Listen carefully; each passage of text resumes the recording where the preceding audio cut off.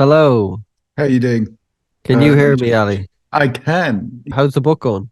The book's done Oh, actually, sweet. so it's all in. So I need to. Hopefully, they'll get you a copy sent out. Oh, great.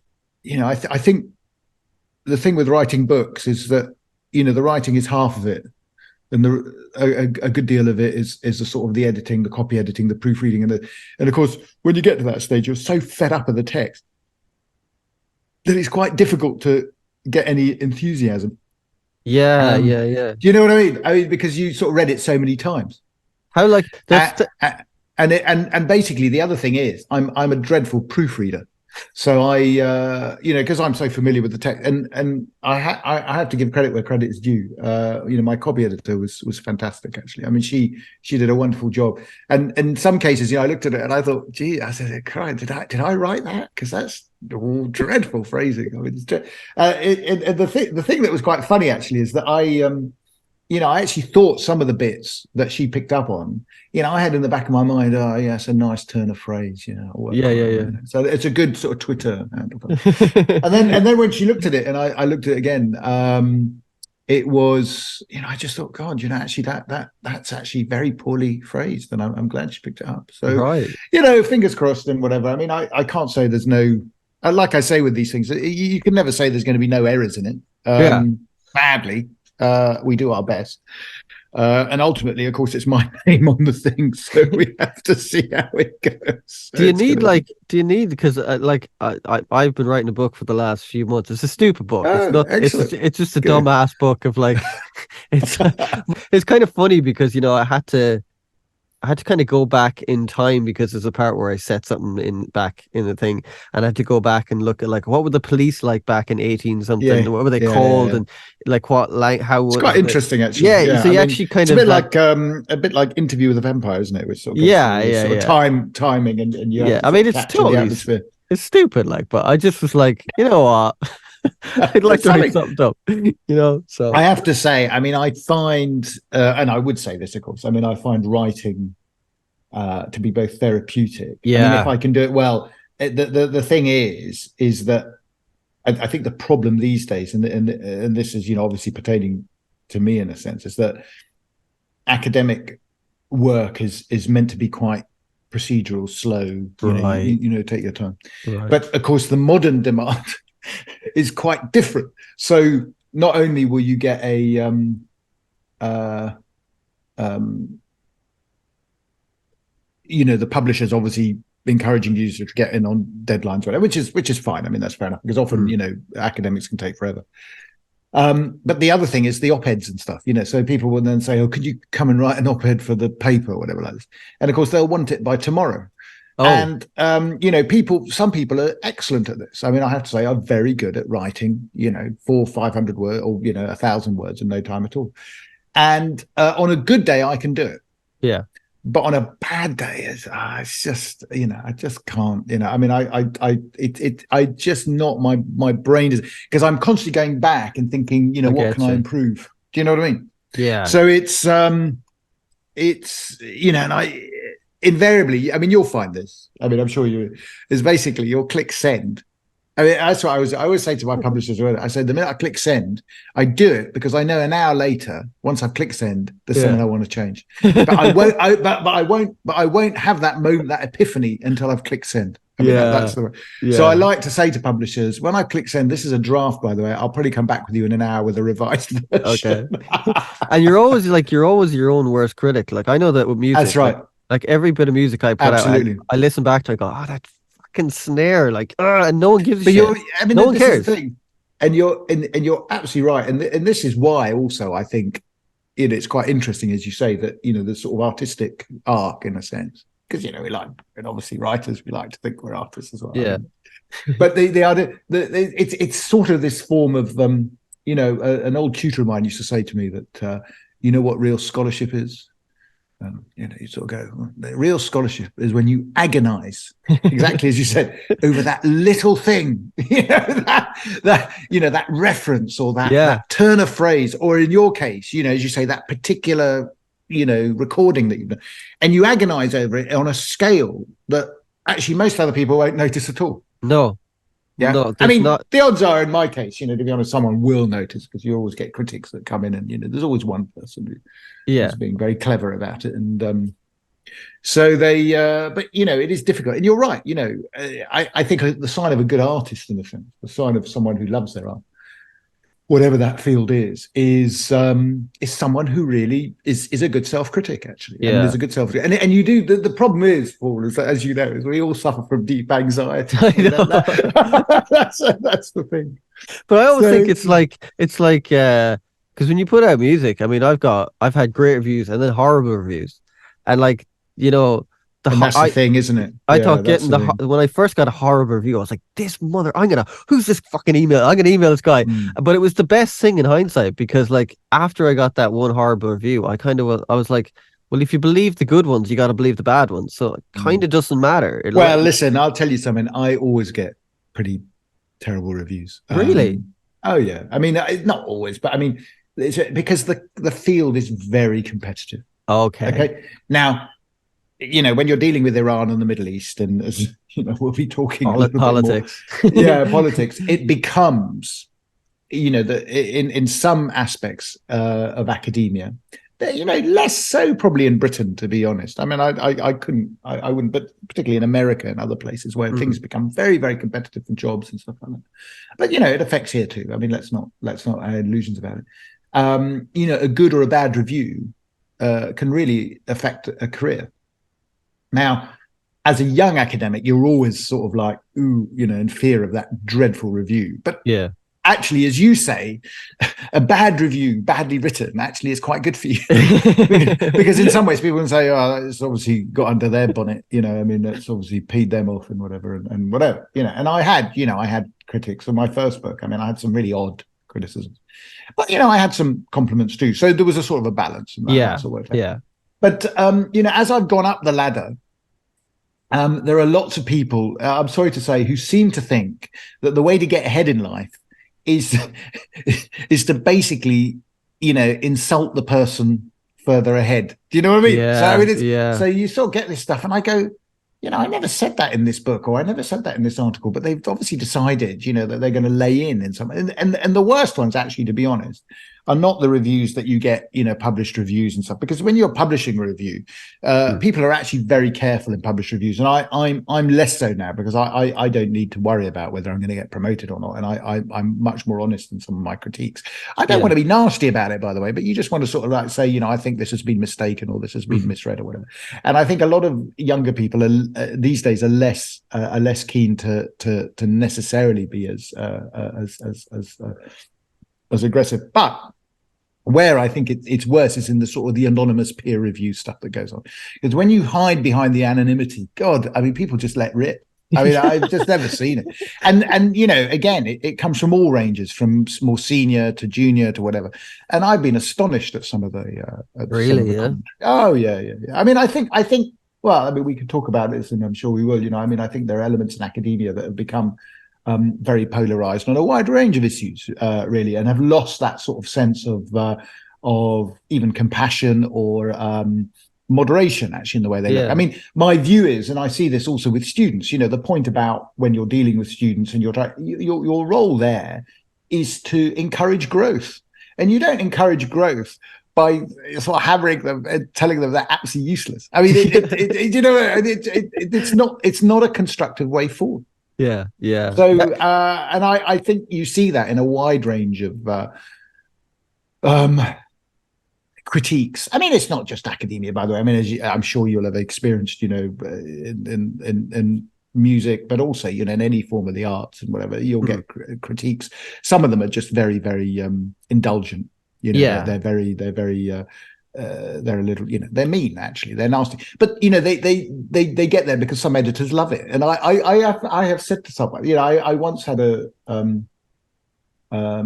mean, are we basically like? I mean, as I say, this is We're quite interesting recording. discussion. We're Yeah, recording. we're Yeah, it's recording. pretty good actually. So it's good, isn't it? Yeah. So I thought, Yeah. I might as well say this. I want Yeah. to sort of say, because I think this is an interesting discussion in some way. So I once had I was once writing I mean, I'll leave this as a sort of I won't name names or anything, but I once had a sort of a review of a proposal that I'd put in, Mhm. and interestingly, this book had been commissioned. I mean, all my books, to be honest, have been commissioned ones. It's I mean, it's only I think only one book I've actually put in a proper, I've done a proper proposal. Almost all the others, publishers have come to me. So they get, and then obviously publishers sort of get you and they say, please write a proposal, and the proposal's got to go to readers and this and the other, which is a standard process. But in one case, when I was sort of clearly, fairly, I was I think I was a reader at the time, not a full professor, but nonetheless a reader in history at the University of St Andrews, which, obviously signifies that you're a historian of some sort, whether you're good or bad or indifferent, whatever. I mean, that's up to others to judge or whatever. But nonetheless, and one person actually sort of, an anonymous reviewer sort of wrote back, I think there were four. And one of them wrote back and said, and basically just was a litany of abuse, basically said, this man isn't a historian. Wow. Why have you even bothered and all this?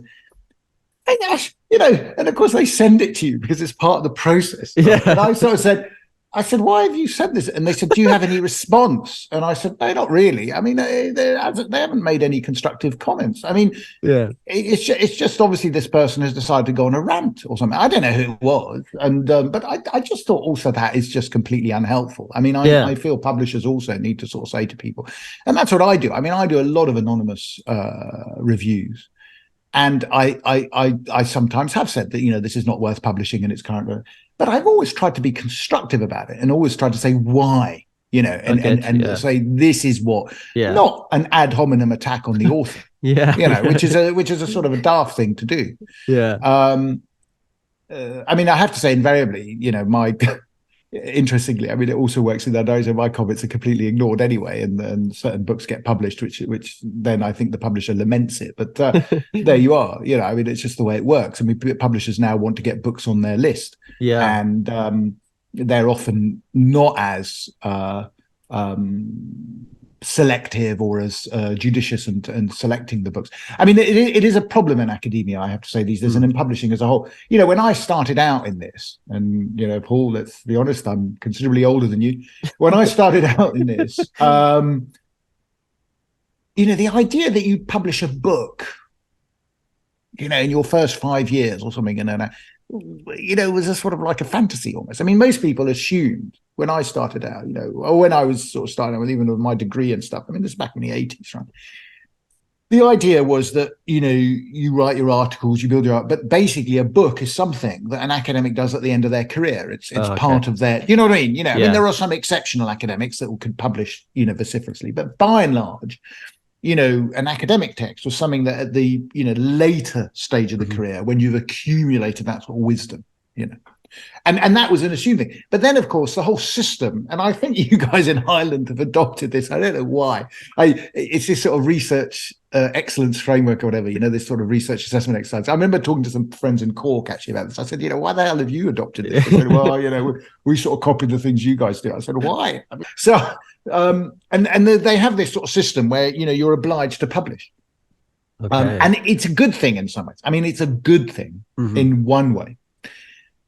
On the other hand, what it has resulted in is it's resulted in a sort of a plethora of articles, books and stuff, which I have to be honest, I mean, I don't think all of it has been good for the publishing industry. Right. I think, some of them are fairly lightweight. There's a tendency of the profession to sort of like, try and transfer the sort of attitude you have in the sciences to the arts, which doesn't work. No. But that's what they do. Yeah.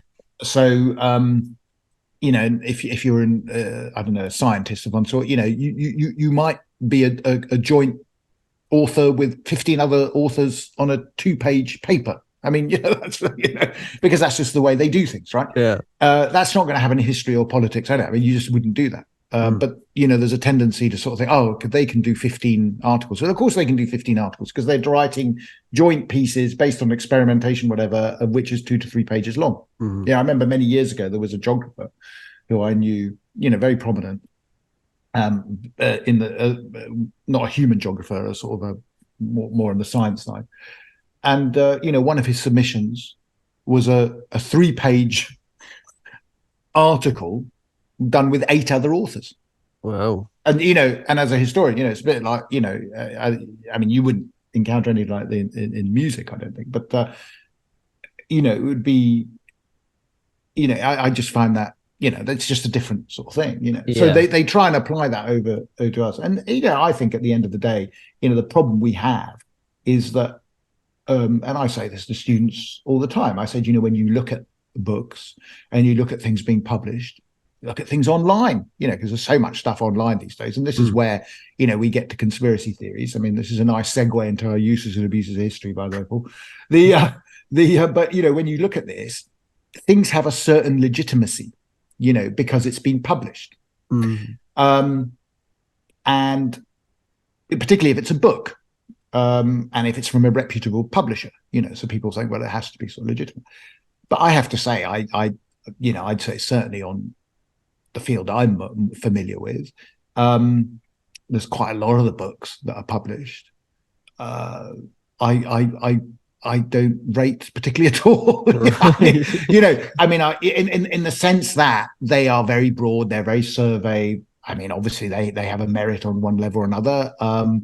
But for instance, just to give you an example, I always say to students, if you're looking at a work on Iran, and the person writing the work, be it an article or a book, doesn't actually use any sources from Iran, i.e., Persian sources, I get I, you. I would look at it very critically. Now, I'm not Mm. saying that it's wrong, but I would certainly look at it very critically. I mean, if they're trying to provide evidence of a certain thing and they don't use any Persian sources, what can you say? I mean, what is the validity of that?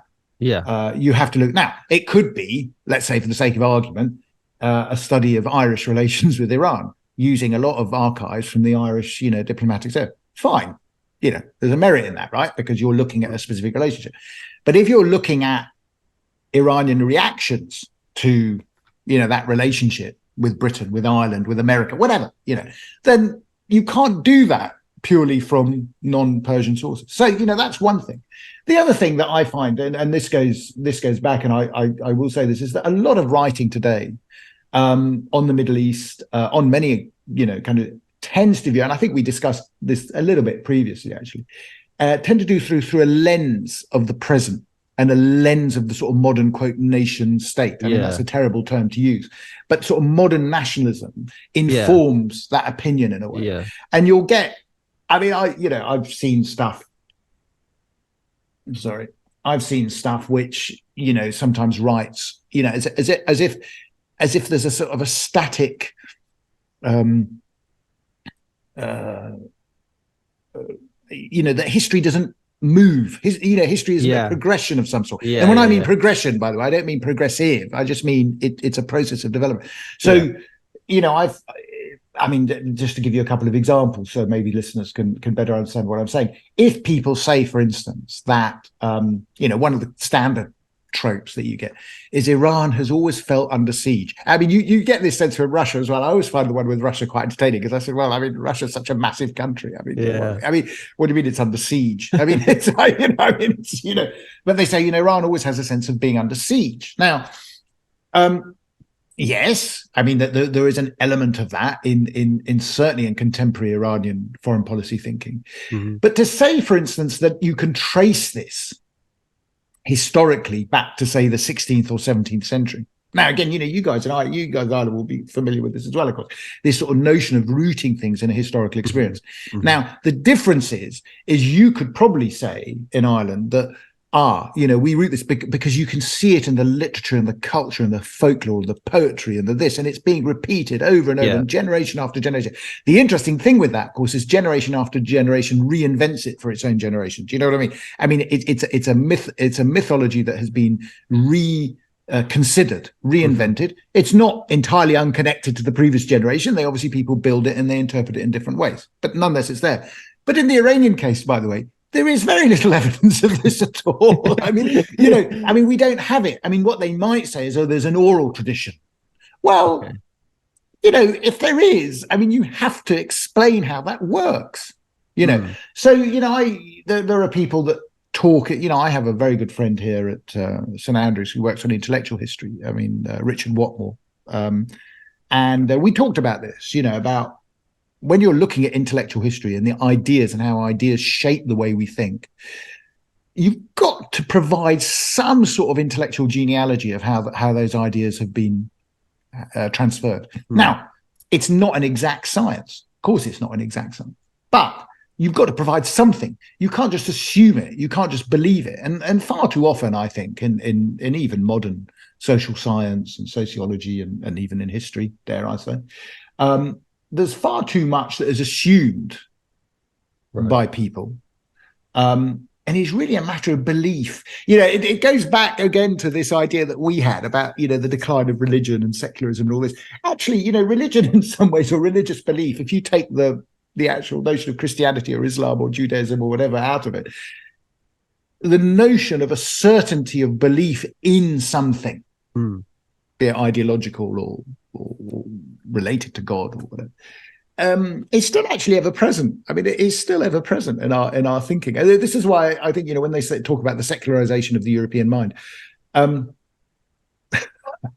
mean, did it happen? I mean, again, it's how are we as self-critical as we should be? Are we actually promoting different beliefs? Yeah. Different beliefs. And this is, what I'm talking about here is historical ideas.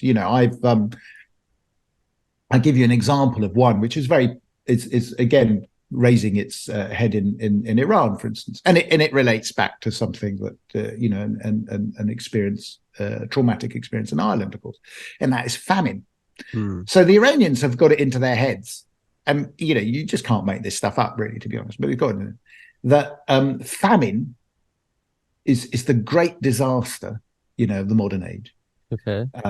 and all great national myths, and I use that term myth in the social scientific way, the sort of narratives of Mm-hmm. information, have a famine somewhere. Now, where do they get this from? They basically get it from Ireland, by the way. I mean, they sort of Okay. say, well, the Irish had a great famine. Now, you automatically see the perversity of this, okay, that they say, well, Ireland had a famine, therefore we should have a famine. Right? Do Okay. Great. you see what Great I mean? thinking.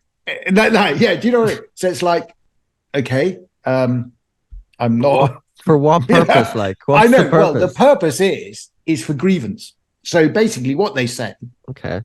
is they say that, and basically it's drawn actually from the Bengal famine more than the Irish potato famine, but nonetheless it's there. And basically it's to lay the blame at Britain's door. So they say Britain was responsible for this great famine in 1917, 1918 during the Great War in Iran, which devastated the population, so on and so forth. Now, the interesting thing about that is that clearly when you read the stuff that the Iranians put out, and it's very ideological, they do situate it in that sense between Ireland and Bengal. Okay. Okay. And we see that. What they don't understand, by the way, is really the demographic consequences of these famines. So, the Irish potato famine is devastating. Huge numbers of Irish people migrate, Mm-hmm. as well as the deaths. And clearly, if you were to look in Irish history, it's part of the sort of the psychological vista, if I can put it. Now, interestingly enough, in Iran, there isn't anything like that. I mean, they sort of, I said, okay, if we had such a devastating famine, and by the way, when they say devastating famine, it's several times greater or worse than the Irish potato famine. So just think about that for a moment. Okay. I think the Irish potato famine is probably the worst of the famine. Okay. But Yeah. what they do is they say, no, it's not bad enough for us. We need something even worse. And That's so mad. yeah. I mean, but this is the thing that gets it. Now, so what they argue is that 30 to 40% often of the population dies. I mean, think about it, What? Paul. 30, yeah, do you know what I mean? That's, I mean, it's just extraordinary, the figures. And is this some like a main? historians, Is this like a mainstream thing it's not a, when within I the say maybe, within it's a the very, powers within the powers within the that be? powers it is. It's promoted by the supreme leader in Mad. Iran. There are many people. But what's interesting about it is that it's been promoted by a sort of what I'd call a pseudo is probably the right, but I mean, I think he's basically an amateur historian and not a very good historian, actually. I mean, let's be honest about it. And he's written a couple of books on this, and it's published by again, because it's written as a book, people sort of take it as Right. as read, but actually it's published by what interesting enough called I think the University Press of America. When you look at it, you think, oh, University Press of America, but actually it's an independent Who publisher. funds that kind of thing? Yeah, and he's very keen, and he's promoted this argument, and he talks about it. And for him, it is clearly this thing that Britain is the villain of the piece, and therefore everything that happens is the responsibility of Britain. And it's a very teleological argument, obviously, because he needs to place Britain at the center of this catastrophe. And there are a number of things about the argument that are very. There clearly was a famine in Iran between 1917 and 1919, but the causes of it are quite different to the way that's happened. I mean, the causes of it are basically political mismanagement and collapse of central government, but also, yes, the fighting between the Ottomans and the Russians, principally in Western Iran. And then there's a very bad harvest, a very bad winter, and this all exacerbates. And the principal sources for the famine, by the way, are British travelers. It's British travelers who go there and say, holy shit, this is not good. Okay.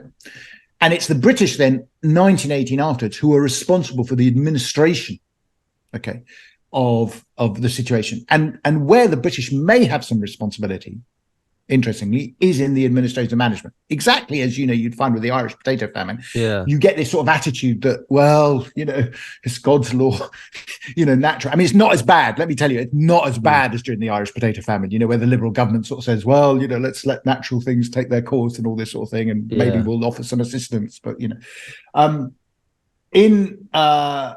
in Iran, that's not the case. I mean, they're much more hands-on in trying to find a solution to it. But, it's the end of the war. There's the Spanish flu, of course. There's influenza. There's all sorts of catastrophes there. So for me, what was fascinating was that I actually discovered an article written by two younger Iranian historians actually living in Iran who clearly are constrained by the idea that the official ideology says, Britain is responsible. Therefore, their article has to pay some lip service to that. But their conclusion is very interesting. I mean, their conclusion to the article it highlights a number of very salient points. One is that they say, yes, Britain is responsible, but it's number 4 in the pecking order. There's a lot of other things. Okay, like a list. They say the Ottomans, the Russians, our own mismanagement, the bad harvest. So there's also so they slot that in. But the other thing they point out, which is also extremely pertinent, is of course nobody knows what the population is. So the first census in Iran, by the way, was not done till about 1955. Really? So wow. So any assessment of what the population of the country is purely, basically speculative, and at best, actually, is done by demographists. Those people who do the science of population, who basically read back into the. They try and project backwards the population growth, and they make assessments, and they do. Yeah. And actually, if you look at it properly like that, you'll find that the population of Iran did not collapse by 20 or 30% in the Great War. It's much less than that, actually. It's very devastating in particular areas. But because Iran doesn't represent a sort of to use a modern term, a single market or a single political economy, there are parts of the country that don't have a famine at all, you see. There are parts of it that just operate normally. And there are parts in the western part of Iran, which is war devastated and mountainous and this, that, the other, which is very, very bad. So it's, the interesting thing with that is that there's a whole generation of Iranians who are convinced of the veracity of this narrative.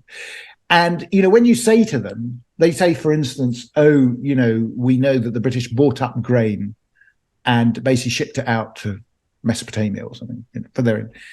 When I say something like, well, where's your evidence for this? Now, bear in mind, Paul, as you know, the British, one thing the British are good at is keeping records. I mean, a British army is going to have these records and say, yeah, we bought, so much grain. I mean, there's going to be something, it'd be absolute. Anyway, when you say to them, actually, there isn't any evidence of this. I mean, I don't, they'll say, well,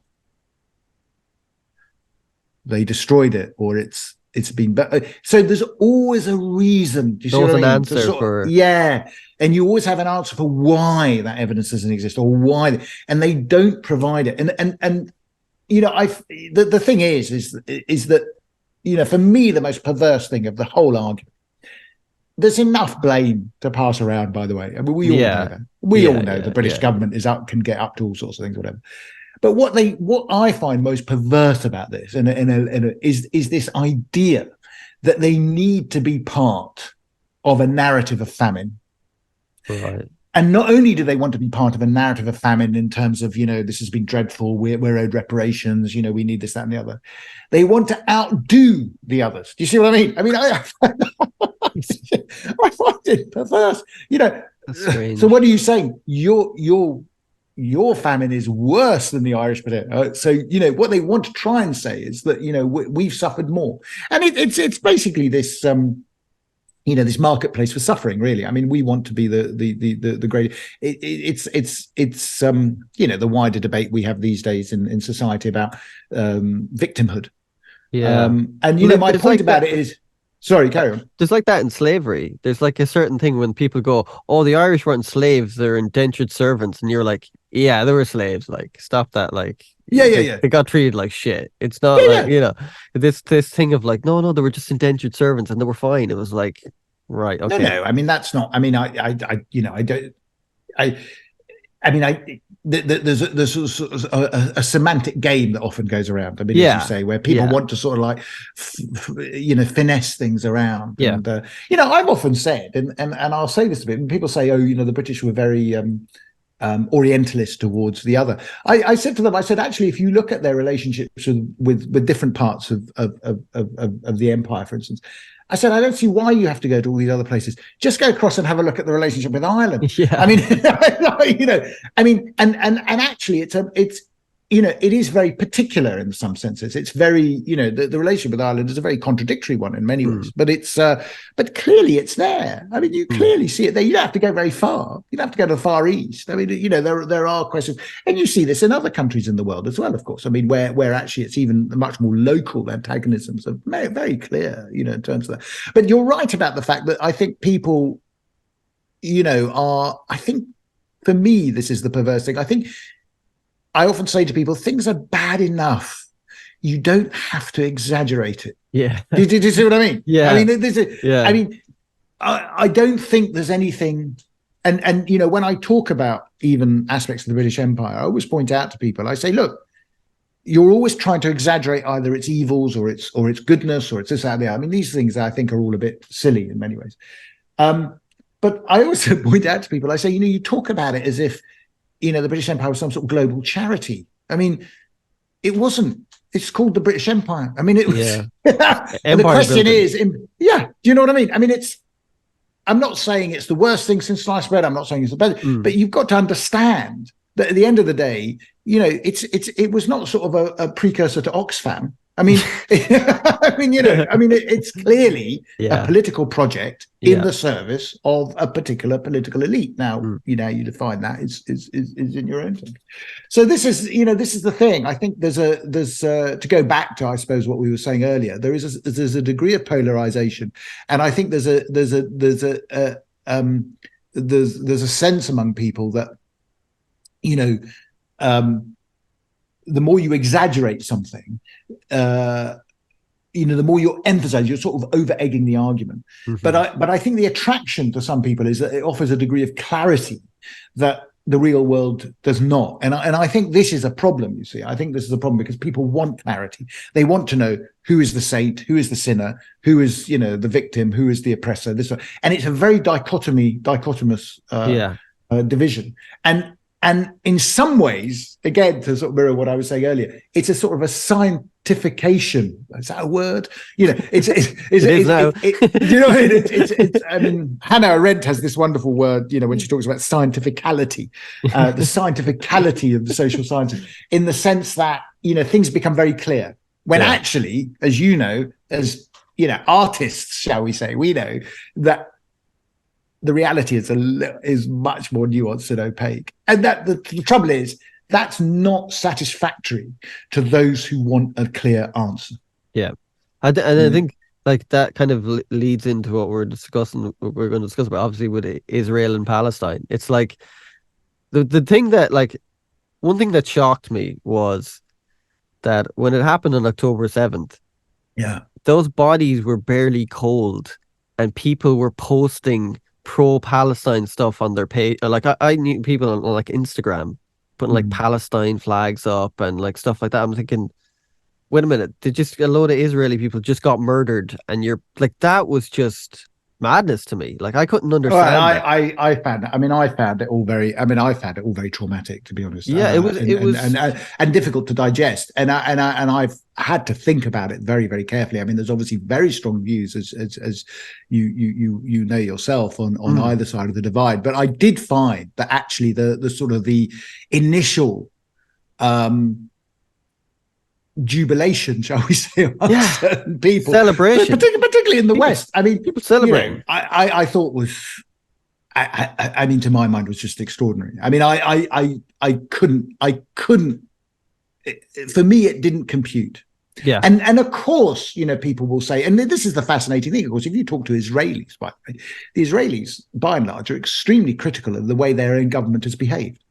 yeah, I mean, they not just in the immediate term. They'll say, Netanyahu has been, obsessed with his own judicial reforms or whatever it is, and has taken his eye off the ball. But also, what's been going on in other parts of, in the West Bank and other things. So it's interesting, that of course there's a wider debate to be had. Is 24 hours or 48 hours after this slaughter the right time to have it? yeah. I'm not sure. I mean, I think that's probably, you've got to step back, take a deep breath, and think about these things carefully without allowing the sort of anger and Mm. the distress to get the to really get the better of you. And I thought, I mean, I have to say, I agree with you on this. I thought in the immediate aftermath that people were very reckless Yeah. in the way they approached it. And I'm sorry to say, and I it distresses me somewhat. I mean, I thought that some of the commentary was clearly anti-Semitic. I mean, it just, 100%. yeah. I mean, 100%. I was a bit shocked. I mean, I thought people could have held back for a little bit.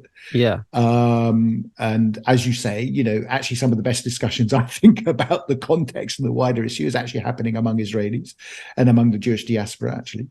And these are things that I think in time have to be discussed. But is it, I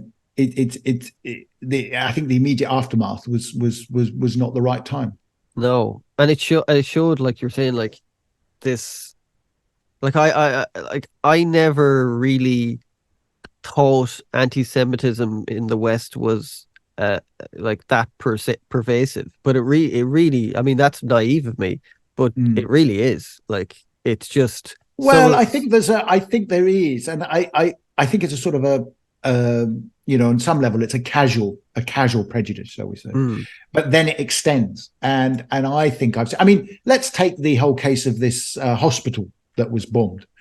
Uh, for me, that's unfortunate. That the press should have accepted a particular narrative without critically engaging with it, and one would think that the press owe that credit. I mean, there are all sorts of things I have to say that I think the press, and I don't want to focus particularly on journalists, but on one level they are public servants, mm, and they have to inform the debate. And one of the things, for instance, is I think that, and some are doing it, by the way. They're talking about history, they're talking about aspects, they're talking about aspects of international law. But I haven't seen enough. Actually, I haven't seen enough being discussed on the nuts and bolts of the geopolitics and the politics and the history of it.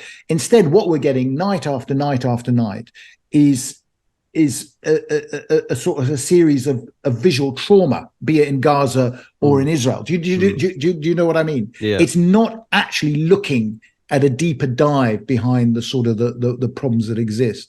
And I think that the job of academia and public intellectuals and stuff, it's extremely difficult, by the way. I mean, I'm Mm, not even going to pretend, and I'm glad I'm not an authority on this at all. Really. I mean, yeah. I have enough on my plate with Iran. Okay, and but I used to teach it. I mean, I used to teach it a long time ago, and it's always been a highly contentious subject. But one has to try and find a sort of a historically certainly nuanced way to do it. And of course, people don't want nuance, as we're saying. People want clarity. They want it to be clear. They need it to be clear. And this is the problem in periods of high trauma. What you want is clarity. So. Yeah. It's not the time. I said to someone, I said, let's say for the sake of argument, your a close relative has died of some sort of. You don't go up to them and say, well, he brought it on himself. I mean, you might do it in 6 months' time, by the way, Yeah, or you might, yeah, but immediately while the person is grieving, say, well, and I mean, you saw that a little bit after 9/11, by the way. I mean, after 9/11, there were a number of academics and others who sort of said, well, the Americans had it coming. You know, wrong time, kind of. wrong time. I mean, I Mm. think that the important point that Biden has said, and I think he's actually, and I don't know if people have really, digested what he's saying, that, don't make the mistakes that we made. Mm. And I think when I think about it more clearly, I think, what he's, because I remember that all very clearly. I mean, I was watching as this sort of the invasion of Iraq was being prepared. And I always used to say to people, I said, what's your plan? What's the plan afterwards? I mean, after you've won the war, what are you going to do? And Yeah. the Americans would come back, and a lot of them would say, I'd get two answers very regularly. I mean, Mm. I was working at a think tank at the time, and so we used to get streams of Americans coming through London and those sorts. And one group of people would say, we don't have a plan. We're waiting to see what happens. Which we thought, ooh, that's a bit risky. Never a good one. Never a good one. But the other one would say to us, we have a plan. Just because they haven't told you, Ali, doesn't mean we don't have a plan. You're just not very important. Therefore, we're not telling you. Which that's a fair point. I mean, I sort of said, okay, fine. I'm just a junior researcher. Yeah. That said, actually, that was bollocks. I mean, Yeah. it was the previous comment was right. They didn't have Yeah. a plan. And I think this is the issue here. What is your long-term strategy? And the long-term strategy has to be a political strategy. I mean, it can't be just a military strategy. And this is the issue, that I think at the end of the day, we mustn't lose sight of the fact of that classic, Clausewitzian dictum that war is a continuation of politics by an admixture of other means. It was as simple as that. And if you don't situate your military strategy within a broader political strategy, I think you're on a hiding to nothing, really. And this is the issue. And this is why I think a number of European leaders have said to Israel, be very careful about what you do next, because, you don't want to get stuck in some sort of eternal, No. I mean, it's just, and these are friends of Israel, by the way, are saying that. So, I'm sure people in Israel there are people in Israel who understand that. I mean, I was seeing an interview with Ehud Barak at one stage, and I think it was pretty clear. He understood that there were issues here. The question is whether the current Israeli government, composed as it is of some fairly radical people, I have to say, whether they'll pay attention to it. So I think these are the things. But you're quite right, I think, I found the reaction, and it's a separate issue in some ways. It's almost like a left-right thing. It's weird. It's because, there was people at those protests, which, as much as they're pro-Palestine, they were anti-Semitic. Like, there's a massive undercurrent of anti-Semitism in those rallies that people have protests were having. And I mean, I think we have to be careful. I mean, to be honest, about perhaps overgeneralizing about what happens in some of these protests. But there were certainly elements, I think, and I think you're right about that. I mean, I think there are certainly elements, and some of them were filmed, obviously, where you get where you get a sort of anti-Semitic element in. And I think some of this anti-Semitism, in my view, is conducted by sort of teenagers who have no idea what they're talking about. well, I mean, they're basically people who have grown up in a sort of an atmosphere where they see, this is their cause. It's a cause that they adhere to very, very closely. Yeah. And they chant things. For me, one of the peculiarities of this whole business of the chanting of jihad. I don't know if you caught this. Yeah, I've seen that. Yeah. And the Metropolitan Police, with alarming liberality, if I may say so, comes out and says, well, we have a number of people in our assessment here, and we have assessed that jihad can mean different things. And now he's absolutely right, but I think what's a giveaway here is the context in which that was said, right? Yeah. Do you know what I mean? So I don't think the guy was chanting jihad on the basis of, I need to engage in a personal struggle for my internal improvement. Yeah. He was talking about it in terms of getting Arab armies to march into sort of launch a jihad again. I mean, these are, I think it was very silly of the police actually to behave and, to try and give that sort of excuse. You can justify not intervening on a number of different issues.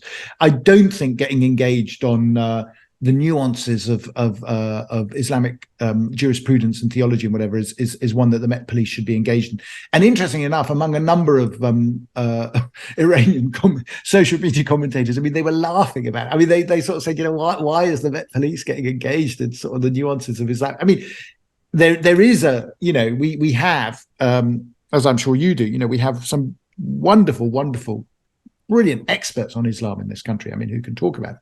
I'm not convinced that the Met Police had consulted all of them at this particular case on this. And I can tell you that there would be, you know, experts on Shiism and Islam and others who would have been very clear what these people were saying. And they would have told, you know, would have said, this is not, they're not, you know, this is not a picnic, you know. There's a lot of like young people, like we'll say left leaning, that go to those protests, like, and they, I seen some of them had like signs with gays for Palestine. You're like, I know. I mean, this is, you're like, and I seen them just getting chased down. Like, do you know? Well, actually, by a number of the other protesters who were like, basically from, was it Hizb ut-Tahrir? I don't know. I can't be sure. Do you know? Like, a lot of people go to these things and they're just going because they want to be part of something, that they feel like they're being part of something. No, and they don't have a clue of the history or anything involved. Which is, I mean, a previous example of this, by the way, and is the whole business over Rushdie and the fatwa against Rushdie. And there were whole groups of young Muslims, you know, who saw this as a cause célèbre and went after it. And, you know, when I'd say to them, I'd say, I mean, do you really think an author should be killed because he wrote a book? And they go, yeah, but it's an insult to Islam. I said, yeah, it could be an insult to Islam. I'm not saying there isn't an Islam, but do you really fundamentally think someone should be killed for writing a book? And actually, when you sat them down and forced them to actually think about the consequences of what they were talking about, a good number of them, I can't say all of them, but a good number of them would say, oh, you know, yeah, you know, maybe you're right. I even used to have discussions with people in Iran about this, by the way. They'd say, oh, you know, he'd say, good old Ayatollah Khomeini, he sort of socked it to the West. I mean, that was all it was. And I'd say, but do you really believe someone should be killed for writing a book? I mean, don't you think if someone's written a bad book, you should maybe write something against that? I mean, that's really what Islamic jurisprudence actually says. It says if someone has insulted you, insult them back. I mean, you know, it's you know, but it should be, you know, go to that wonderful word, proportional. Yeah. And murdering an author for writing a book you don't like is not proportional. By any standard. But like, yet there were people, you remember, I mean, I don't know if, no, you won't remember, but I certainly remember people, you know, engaging this. And I'm sorry to say also in some cases encouraged by the press to engage with this. I mean, there are stories of, you know, the book burning that took place. Burning a book is actually quite difficult, as people found out. You know, they'd sort of hang these copies of the Satanic Verse and try and light it. And of course it wouldn't burn. So often, you know, there was a case, I understand, of a journalist saying, "Here's some petrol," you know, because we need to get a good shot. A good shot. So I mean, you know, there are elements to that, and I don't doubt actually that some of these cases of idiocy, I have to say, that take place, are encouraged, if not directly, but indirectly encouraged by the fact that they think they'll be seen on television, and it's something that's, you know, it's great. You know, they're going to be famous for 15 minutes. Well, or infamous, I should say. I mean, I have to say, for a number of them, I mean, you don't want to appear on camera, do you really? Because inevitably what happens, the outrage comes out and then the police look out and say, we've seen you, you know, we're coming after you. Yeah. So there is something there that I think is deeply, deeply worrying. I mean, there are legitimate arguments to be made, no doubt, but I think some of the chanting, as you say, some of the sort of the protesting and stuff that was going on was very angry, was very polarized, and was not particularly helpul. I mean, I think that's a fair point to say. I mean, it's awful on both sides. It's terrible to see what's happening. I think the problem is people can't. We're in this whataboutism. You go, they did that. Yeah, but what about? And you're like, geez, can we not just? I mean, condemn both. I mean, I think the issue is that, you know, it is an extremely complex and problematic situation. But, you know, it's like I was saying to someone, I said it's funny how this has become the cause célèbre for many people. There's, you know, what about what's happened in Armenia recently? We've 100,000 people have been forced out their homes by Azerbaijan, and there's a real worry now that Azerbaijan is going to launch a full-scale attack of Armenia. Now, all this, I mean, this goes back to something. There's all this, there are people who argue, I don't know, but there are people that argue that you can see the hands of Russia and perhaps to a lesser extent Iran in a lot of this. But certainly the Russians have been serious beneficiaries Yeah, of the they're lack of edging that attention on. on Ukraine. Yeah, I mean, yeah, nobody's paying any attention to Ukraine. So but the way I see it, and this is, if we're to move a little bit, shift it to a little bit more to even to policy issues. I would like to think that the West and the United States in particular, because they're obviously the chief mover and shaker in all this, begins to see this as not a series of individual crises, but actually part of a whole. And I think until they can see it as part of a whole, it's going to be very difficult to deal with, because you have to approach this as a sort of an integrated yeah, problem. yeah. Otherwise, what you're going to get is people are going to say, well, you seem to be pro Israel in Gaza, but you're against what the Russians are doing in Donetsk and all this, and what they, that in one case, Yeah. a siege is illegal, in another case a siege is legal. I mean, that sort of contradiction that comes out, and it comes out really because people are looking at these problems as individual and distinct problems, and I would say they are not. They are part of a spectrum of issues that are emerging. And you can see a thread, I think. I mean, obviously they exacerbate local tensions. There's no doubt about that. But I think you can see a direct link between the Russians, what they're doing, and how they've sort of exacerbated or encouraged what's happened in Israel, Gaza, but then also, the fact that the Armenians have been effectively abandoned now because the Russians Crazy. have not been happy with the way the Armenians have criticized the war in Ukraine. So basically, the Armenians had always traditionally looked to Russia for support, or Iran, but they basically turned their backs on them. So they're now vulnerable. I mean, and of course, Russia has this brilliant position now where it's coming to the UN and acting as a sort of a mediator. I mean, that's the other thing, we want a ceasefire, we want humanitarian access. Well, there are lots of people now, I think, that will rather blindly think, Russia's a good player now, even though what it's doing in Ukraine is flatly in contradiction to any of this. And frankly, it invaded, the question of Russia-Ukraine is a completely different in that sense, because this is a case of a state invading another state. I mean, very clearly. The Israelis in this case are, I mean, basically responding to an attack on their own territory. Do you think with regards to people in like colleges, because I know people in Harvard put out this thing, and and they literally blamed Israel for everything, and I think that kind of stuff is coming from the idea of the West as being colonizers, like that they're the only ones that colonized everywhere, and young people kind of see that. They see it's like, oh, the West are colonizers. It's like, do you know how many countries like Islam, like you could go Egypt, Spain, Afghan, you know what I mean? It's like they seem to forget that throughout history, Muslim populations have, Chinese have, like, it's not just a Western thing. Do you think that adds? I think that does add, and I think it's partly also a very ahistorical approach. Is it history, a 20th century through the lens of the 20th century? It's through the lens of the 20th century. It's a very modernist perspective. There are justifications for it in the sense that you can argue that post 45 with the UN, you get a new world order and it's meant to all be sort of legal and so on and so forth. But of course, that's a little bit of a sort of wishful thinking, to be honest. And even with the UN has fallen short on a number of different cases, actually, in terms of what it's meant to achieve. But you're right. I mean, you're right in the sense that it's part of a wider ideological worldview, which sees the West and capitalism as basically the font of all evil. Mm-hmm.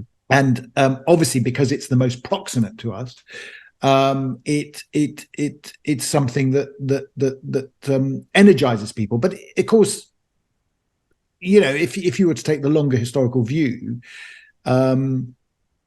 empires and conquest and stuff is a feature of human history. I'm sorry to say now. I mean, we can argue. I mean, what I find fascinating, for instance, is this whole sort of discussion between nationalism and imperialism. Because, there are many people who will say, and I've heard it said, that, it's a pity we dismantled the Ottoman Empire because the Ottoman Empire actually kept the whole place, in relative peace, Now, there's the other one is the Austro-Hungarian Empire, of course. And it's not something, when you look at it, you say, yeah, there's a case to be made for that. But it does also imply, obviously, that some some empires can be viewed positively. I mean, do you know what I mean? I mean, so hang on a minute. So does that mean that, and you get people into these tongue-tied arguments about, what we're doing and how it's I mean, I don't have, as I said, I mean, I don't have answers. I mean, maybe one day I'll go back one day, Paul, go and write a long book on it where I can have lots of nuance and lots of things. It's difficult to do these things in sort of real time, if you will, in a sort of a discussion, because I think we realize, and I always say that even to students, that I think one of the things that we can try and impart to students is the sheer complexity of the world in which we live in, and how argument, the more polarized or clear it is, the weaker it is. And do you know what I mean? I mean, the more you emphasize clarity, which is very important for us in a political and a social sense and for our own being and whatever, because we want a bit of clarity. I mean, this is why religions have always been quite powerful in human existence, because they offer a certain degree of clarity over what's going on. That's what we want in a classical Nietzschean sense, and I always love this phrase from Nietzsche that, we live in a world of nonsense, hyphen nonsense. And we're trying to make sense of a world of nonsense. But actually, the world is nonsense. It's nonsensical, right? And what we're trying to do as scholars, in a sense, is to give it some shape and to give it some clarity and to give it some explanatory power. But the difficulty, and I think even the Arab-Israeli case is a good case in point, actually, but it's not the only one. Is that the more clarity you get on a particular argument, the more you are morally certain of your position, the more actually that argument doesn't work. Yeah. The more there are flaws in that system. And I think it always pulls you back. And that, in some ways goes about the whataboutery that does come up, because people will say, but what about this? What about that? And I don't think in some cases that works. Yeah. Because but it's mainly to do with timing. I mean, if I was to have a big debate, if I was to write a big book on, the situation in, global politics or whatever, there's lots of discussion to be had. And you could what about forever. You could what about, we could both like what about, but then what about, my dad does that all the time. It's so infuriating. It's all clarity, and but I think, in a book or something, or when you have a lot of words to play with, you can try and find, inadequately probably, but you can try and find a degree of balance between clarity and nuance, right? Otherwise known as whataboutery, although I don't like the term, but you know what I mean. I mean, basically, there is a degree of nuance, right? That you could, I mean, I think the trouble with whataboutery is that that really it's just a very poor argumentative tool. Yeah, because you're not actually answering the question. You're not answering the question. You're just saying, but what about this? What about that?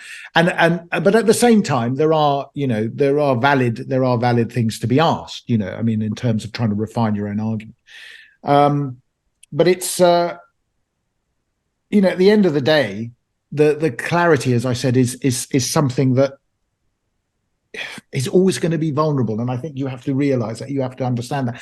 I think at the end of the day, we all have to go with our own. We all have to find our own, find our own, it all sounds a bit spiritual here, I suppose, but all find our own answers. Do you know what I mean? I mean, it's and what sits easily with our conscience. But I think there is also this issue, and this is for me, I mean, I was talking with a friend recently, and I said there's a lot of armchair moralists in the world, who sit in the comfort of their own little living rooms, and they make great moral judgments about things that they don't really know anything about. Yeah. And that's always the case. And when you're actually in the middle of it, it's a different experience. It's a different experience. And that, I suppose, is, I think, what you need to be quite cognizant of. And if you're a good academic, in a sense, you can try and project that empathy and try and understand the essence of what's going on. And it's not something that necessarily you uh, it's not necessarily something that is easy to do or is easy to absorb, but I think we do have to make the attempt. And Yeah. that's what I think about, the events of the last, the period and the attacks and whatever and what's going on. Is that sort of, perhaps, people are more willing to empathize with the Palestinian plight than they are with the Israeli plight. But I think until you get an empathy on both sides, you're not really going to get a solution to it. That's the issue for me. Well, like So the Maddox Preachers had a good title for, and I think it's excellent. which I think is kind of people take on board nowadays. It's like they had a title for the album called "This Is My Truth, Tell Me Yours," and I think that's a Yeah. good. That is kind of what people are like. Their truth is more pervasive than anyone else's truth, or it's like people don't want to.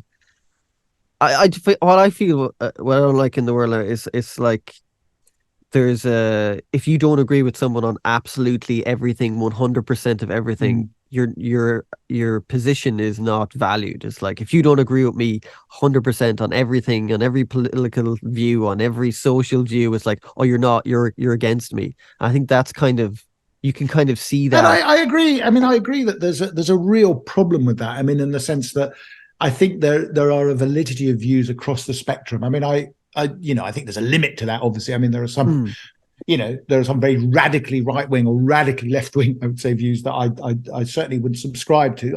I think there's a difficulty in when you talk about, freedom of speech and what that allows. But obviously, we have a law in this country that you can't incite violence and you can't incite racial hatred and you can't incite so there are limits. But I think principally, if you're having a discussion, say, between you and me, or me and other academic colleagues or other mhm. friends and whatever, I think on either side there is room for us, and there must be actually. I mean, there must be, and I think the experience in Ireland and Britain and Ireland, whatever, is something that maybe we ought to learn from. Actually, that there is room for saying that there are two valid positions on this, certainly, and to try and build towards them, Hmm. towards each other. Hmm. And my problem is really in the current situation in the Middle East is that actually we're not there. I mean, Not even on close. either side, actually, there are people who frankly are very uncompromising to the other.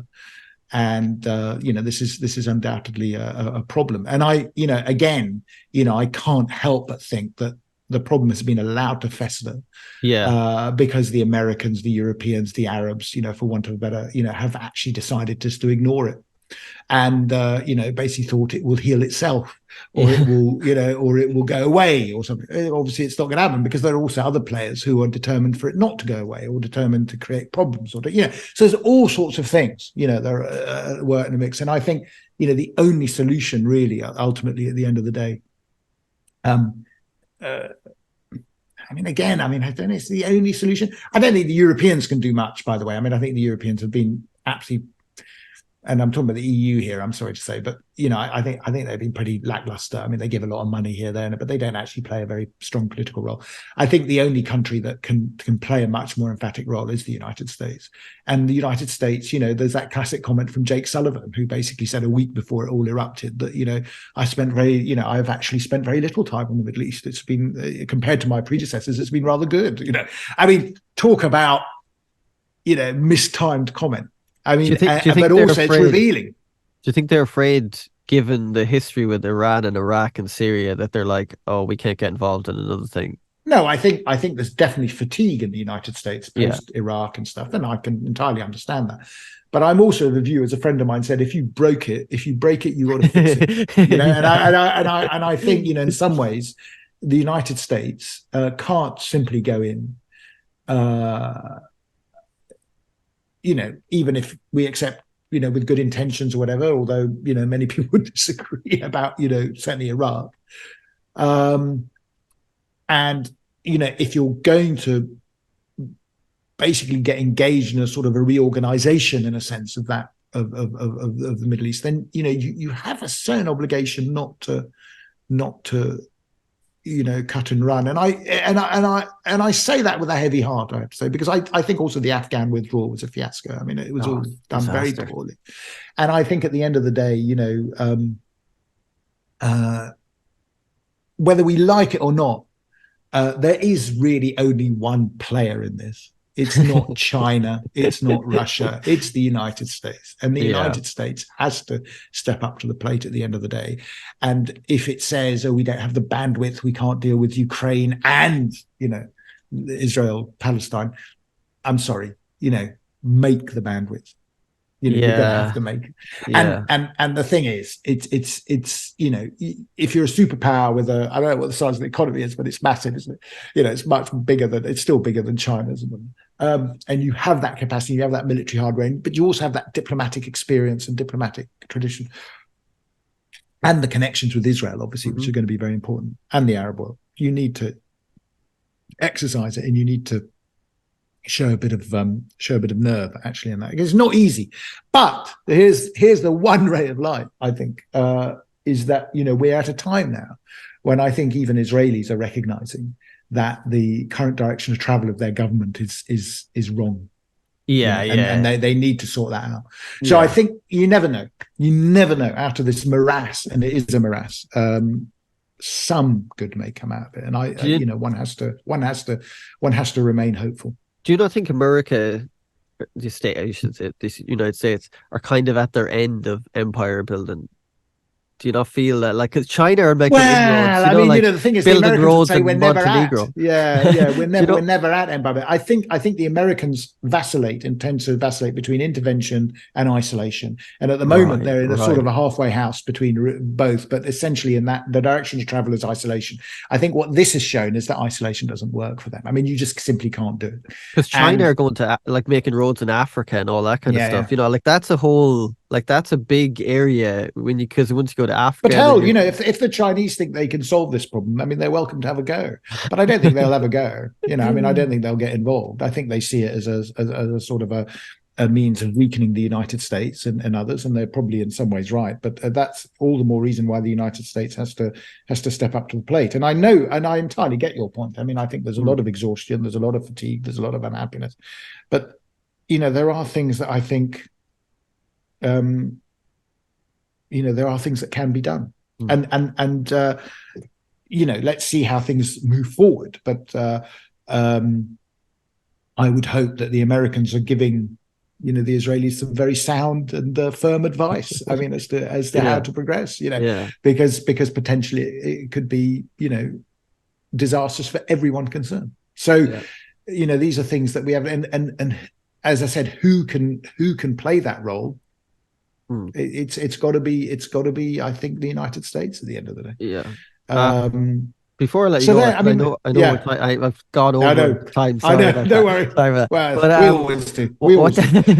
What do you think people get wrong about the Palestine-Israel situation from a historical point of view? Because everyone points to like I think 1947. I know. And they forget Israel. Many, many years ago, the Holy Land. They seem to forget that. Well, I mean, I think if I was to summarize what I think the problem is, I think it goes back to what we've been saying earlier. I think there is a false clarity to what is an extremely complex situation, and I think that's what people get.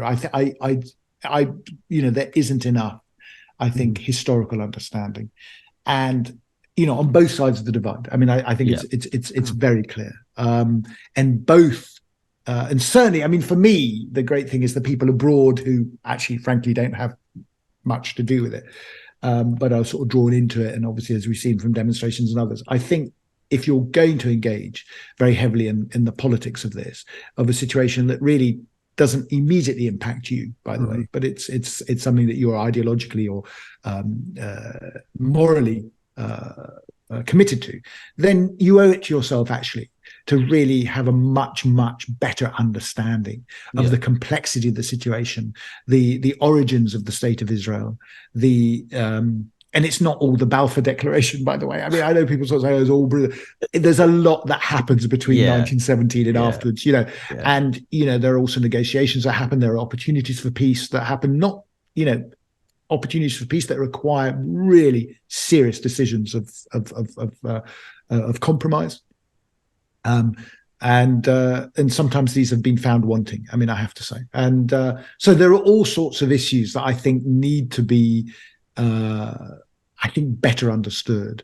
And going back to what I said, it's this idea that people, the stronger their convictions, the stronger the clarity of their views, the more I think that, they haven't fully understood just quite how difficult this all is. Yeah, they just take the points, they take the little footnotes of like 1947 and this and that. It's like, dude. Well, what they do, I mean, it goes back to, and this occurs everywhere, by the way, and I'm sure it occurs in Ireland as it does in Britain, is that when you have a political point to make, it's quite easy to go back to the historical record and pick those bits of evidence that support the political point you want to make. Yes. And if you yes. think back to the famine argument I was telling you about, it's that idea. You start from a proposition, you then go back and try and find the facts to fit that proposition.